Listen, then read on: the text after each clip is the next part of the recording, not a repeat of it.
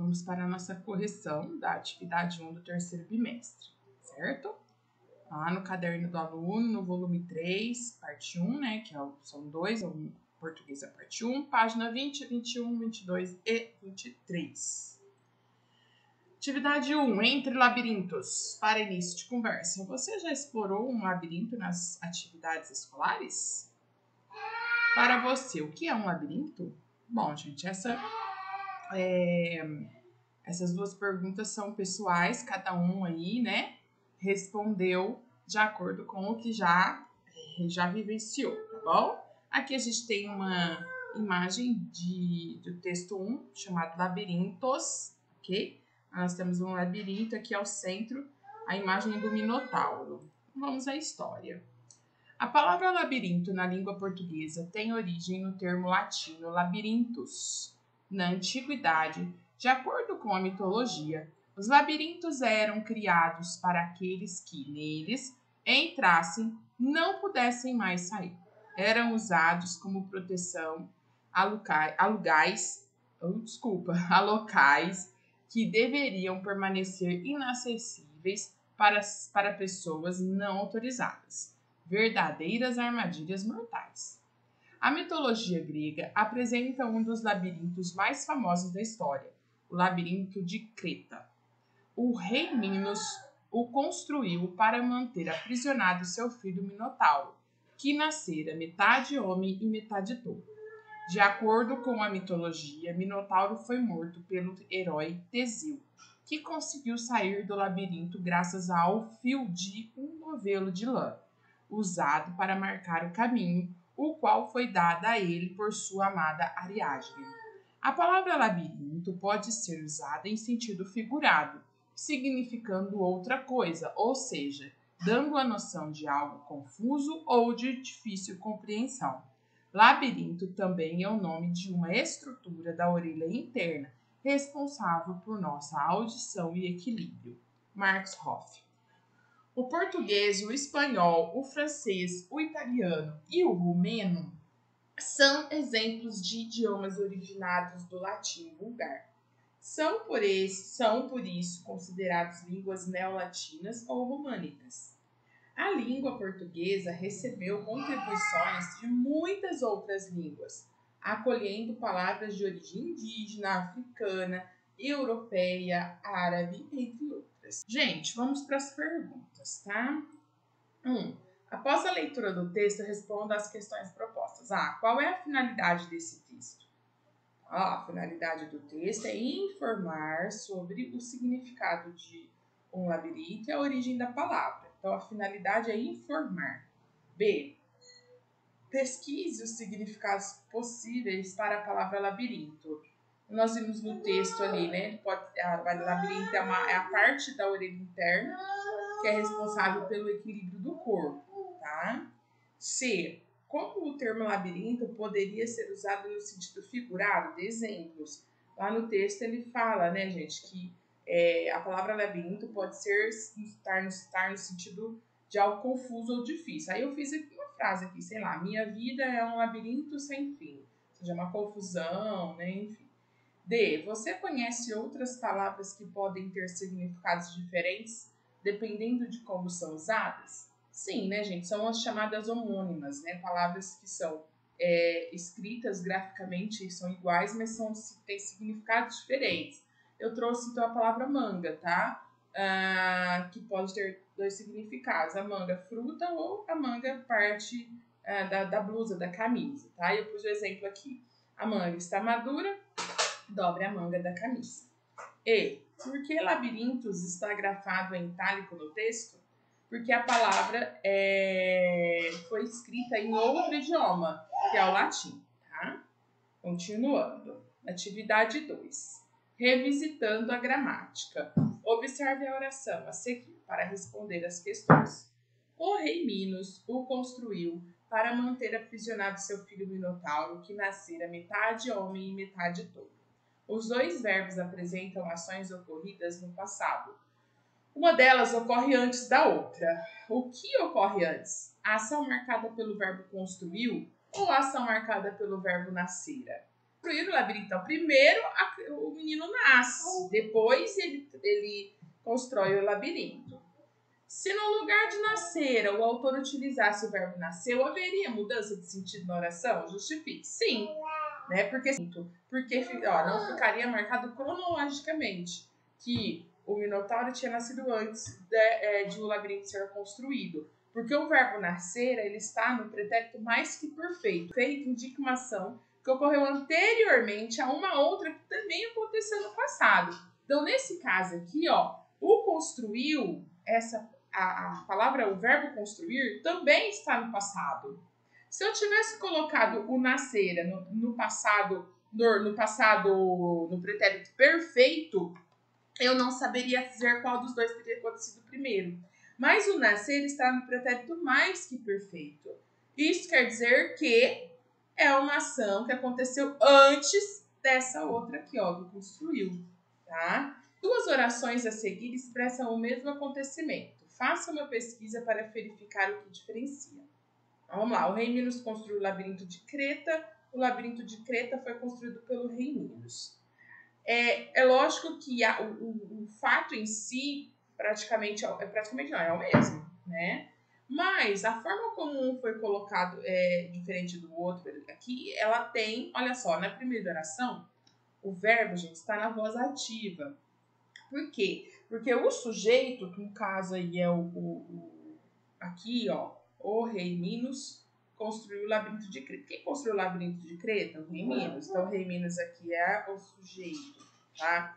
Nesse caso, o sujeito da oração pratica uma ação, certo? Já no segundo, ó, o labirinto de Creta foi construído pelo rei Minos. Aqui nesse caso, ó, o que é que foi construído pelo rei Minos? O labirinto de Creta. Nesse caso, o labirinto não praticou nenhuma ação, pelo contrário, ele recebeu uma ação, ele está passivo. Aqui, ó, o sujeito foi ativo, ele praticou a ação. Aqui não, ele recebeu a ação, tá? Isso é chamado, quando eu utilizo essa construção aqui, ó, que o sujeito é ativo na oração, eu digo que o verbo está na voz ativa. Agora, quando eu tenho essa construção aqui, ó, foi construído, eu tenho uma locução verbal, eu digo que quando o sujeito ele está recebendo uma ação, eu digo que o verbo está na voz passiva, tá? E aí aqui vocês tem a definição que eu acabei de dar aí para vocês, beleza? 4. A oração em negrito marcada no trecho a seguir está na voz passiva. Passe-a para a voz ativa, fazendo as demais adequações necessárias para manter a coesão do período. Reescrevendo. Então aqui, ó, tem que ter muito cuidado, senão você perde o sentido, ó. Aqui é a frase. De acordo ainda com a mitologia, Minotauro foi morto pelo herói Teseu, que conseguiu sair do labirinto graças ao fio de um novelo de lã que usou para marcar o caminho. Novelo este dado a ele por sua amada Ariadne. Então aqui, ó, tá dizendo assim, Minotauro foi morto pelo herói Teseu, certo? Então o Minotauro aqui está sofrendo uma ação, tá na voz passiva. A gente quer trocar, a gente quer passar aqui, ó, o Teseu, ele vai praticar ação, certo? Então, vamos lá. De acordo ainda com a mitologia, o herói Teseu, então eu trago o Teseu para o começo aqui, para ele ser sujeito. O herói Teseu matou o Minotauro, certo? Conseguindo sair do labirinto graças ao fio de um novelo de lã que usou para marcar o caminho. Então, tá vendo aqui, ó, o que eu fiz? Eu passei...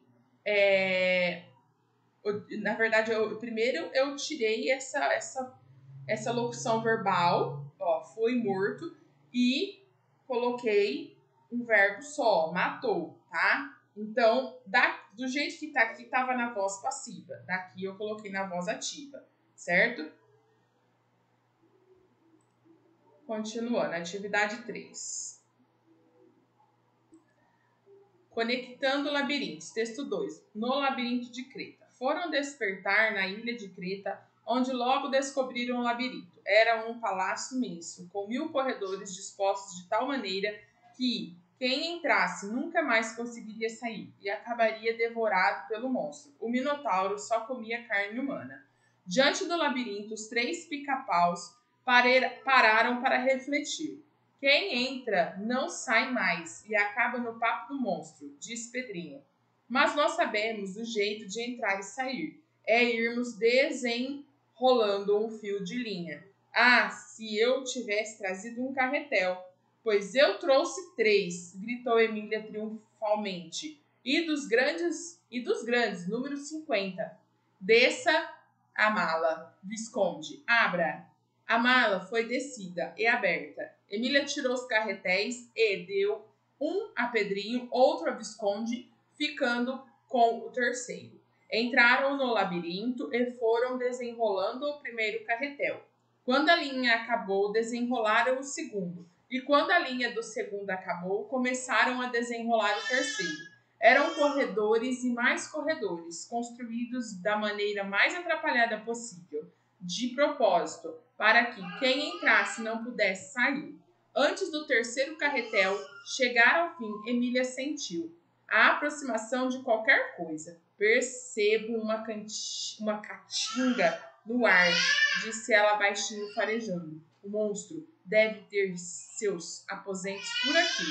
Uns passos mais, e pronto. Lá estava o Minotauro, numa espécie de trono, a mastigar lentamente qualquer coisa que havia numa grande cesta. Mas, como está gordo, cochichou Emília. Muito mais que o célebre cevado que Dona Benta comprou do Elias Turco. Parece que nem pode erguer-se do trono. De fato, o monstro estava gordíssimo, quase obeso, com 3 papadas caídas. O seu corpanzil afundava dentro do tronco. Que teria acontecido? Mesmo assim, era perigoso aproximar-se, de modo que, novamente, Emília recorreu ao Visconde. Vá lá, meu bem, chegue-se ao gordo e, com muito cuidado, peça informações sobre a tia Anastácia. E se ele me devorar, não há perigo. Nem a esfinge o devorou. Quanto mais Minotauro. Só as vacas devoram os sabugos. Mas ele é um touro. E os touros também comem sabugos. Menos este, que é antropófago. Vá sem medo. O Visconde arriou a maletinha e foi. Instantes depois voltara. E então? Perguntou Pedrinho.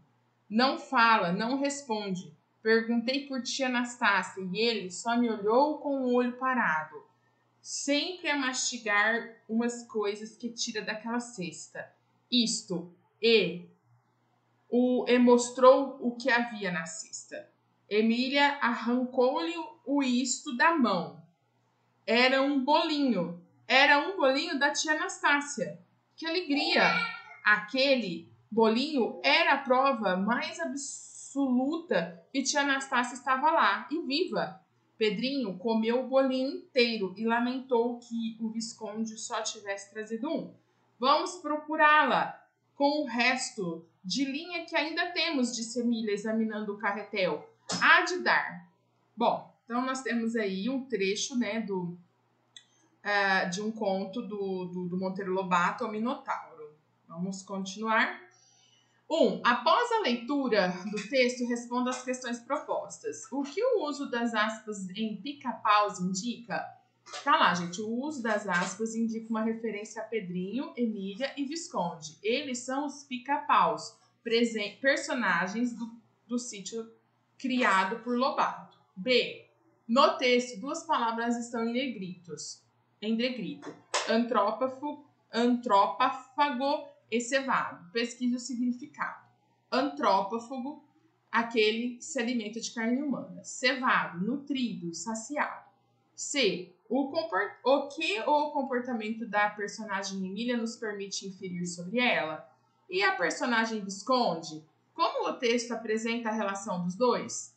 Emília, ela é precavida, pois leva os carretéis para marcar o caminho a fim de não se perderem na volta ao labirinto, do labirinto. O Visconde demonstra uma submissão, porque ele obedece às ordens da Emília. E D. Como o uso dos carretéis iria ajudar as personagens a saírem do labirinto? Porque ele ajudaria eles a encontrar o caminho de volta, fazendo as marcações pelo caminho por onde passavam.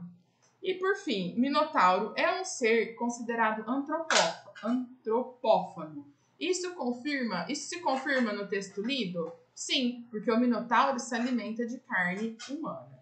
Pessoal, é isso, tá? Essa foi a correção. Qualquer dúvida é só me procurar. Um abraço.